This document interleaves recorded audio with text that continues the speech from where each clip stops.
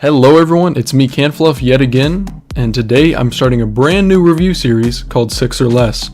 Essentially, a 6 or Less review goes over the pros and cons in a game, a spoiler-free plot synopsis, and my overall thoughts on it, all in 6 minutes or less. So, kicking off the new series, we have one of my favorite games of all time, Ratchet and Clank for the PS2. And I know there's loads of Ratchet and Clank titles out there, and we might eventually get to all of them, but I decided to take the logical route and start with the very first.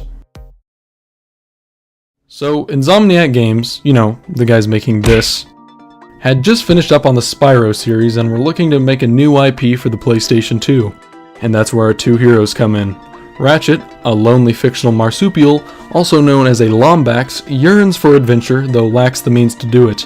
And Clank, a defective warbot looking to save the galaxy.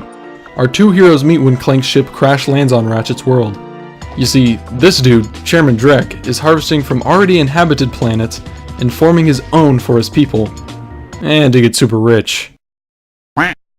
Clank enlists the help of Ratchet to locate Captain Quark, a superhero-esque character whose clear main concern is himself and his fame.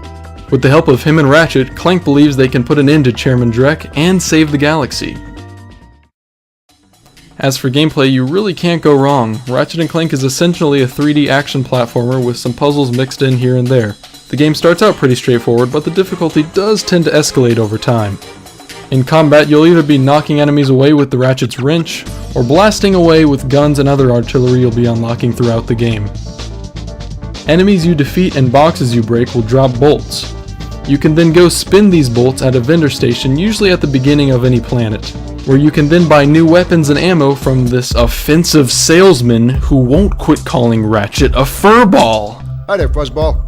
Hi there, fuzzball. Hi there, fuzzball. Hi there, fuzzball. Hi there, fuzzball. Hi there, fuzzball. To be honest, I only have a few gripes about this game, and they really aren't too big.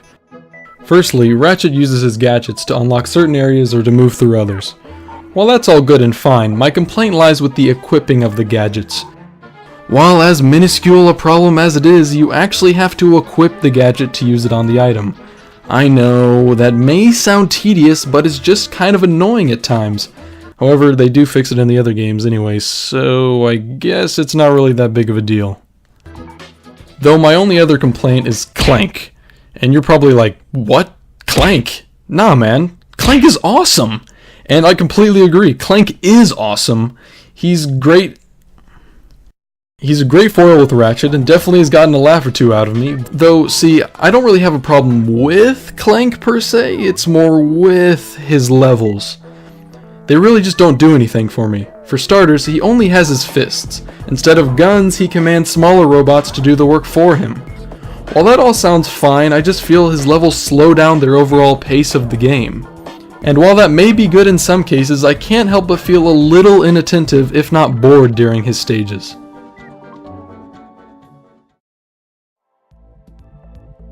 Though, other than that, Ratchet & Clank is an amazing title for the PS2, and you can even pick it up remastered for the PS3. So you really have no excuse.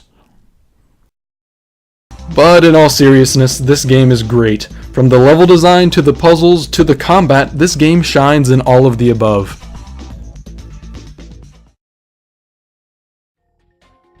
And that just about does it for Ratchet & Clank. If you liked the video, please make sure to like and subscribe for more and comment what you'd like to see quickly reviewed next. And I'll see you then.